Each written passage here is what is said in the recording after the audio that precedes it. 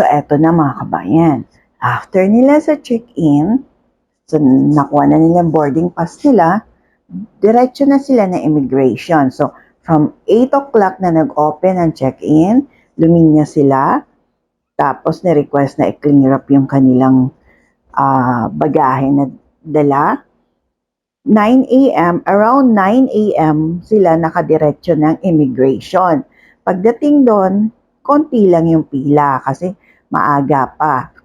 So, maganda talaga yung ang biyahe mo is after lunch or lunch time, around 12, 12:45, 1:45, ganon, na biyahe. Kasi, pagpipila ka sa umaga, sa immigration, konti lang talaga. Kasi, na-experience ko rin yan. Talagang kokonti lang talaga yung pila sa immigration pag morning.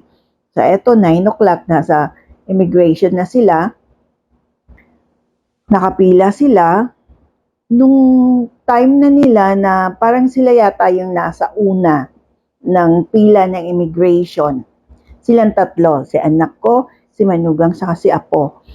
And then, nung sinenyasan na sila ng IO na lumapit, sabay-sabay silang lumapit. Kasi nung lumapit yung anak ko, sumunod agad yung Manugang ko, dala yung anak nila. Nakasunod daw sa likod nila. Tapos, binigay na niya, yung anak ko, binigay agad yung passport nilang tatlo, yung boarding pass nila, yung Haya visa nila, kasi papunta nga sila ng Doha, Qatar, yung return ticket nila. Sabi ng anak ko, pagkaabot daw yung apat na yon, yung passport, yung boarding pass, yung Haya visa nila, tapos return ticket nila, pinaharap daw siya agad sa camera. So, sabi, yun nga, tingin sa camera, ganun agad. Bago pa siya tinanong. Ang unang tanong sa anak ko ay, saan daw ang final destination? Kasi, yung ticket nila, may layover sila. So, from Philippines to Bahrain. Tapos 3 hours, Bahrain to Doha, Qatar. So, meron silang dalawang boarding pass. So, pagka ganon, may layover kayo, expect nyo na mga kabayan na baka tanungin nga kayo saan ang final destination ninyo. Kasi nga, dadaan ka po sa ibang bansa. 'Di ba?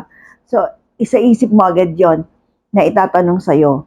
Yun ang unang tanong sa anak ko. Pero, take note ha, bago siya tinanong, pinaharap na siya agad sa camera. So, saan ang final destination daw? Yun ang unang question. Ang pangalawang question, ano ang name ng pupuntahan? So, sinabi niya yung buong name ng kapatid niya.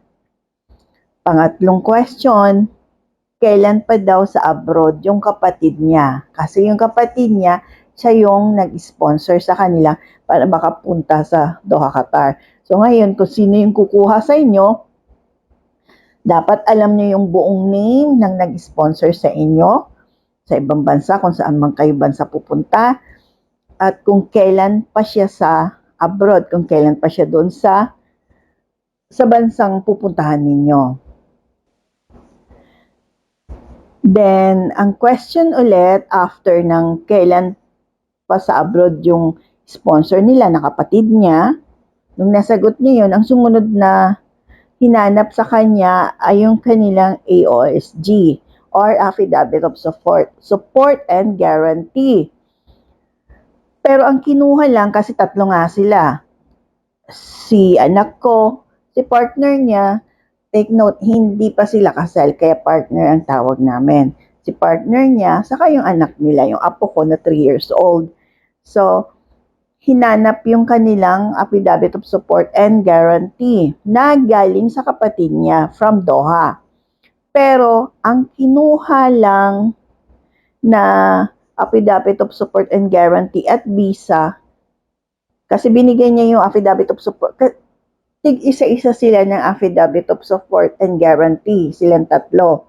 Pati si 3 years old na baby namin, meron din siyang affidavit of support and guarantee. Tapos yung visa.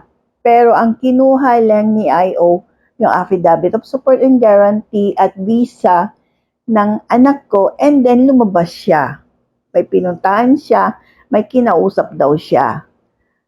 Lumabas siya dun sa booth niya, and then may kinausap daw siya. May pinuntahan yata siyang opisina, tapos may kinausap siya, and after a minute, bumalik siya ulit, si IO.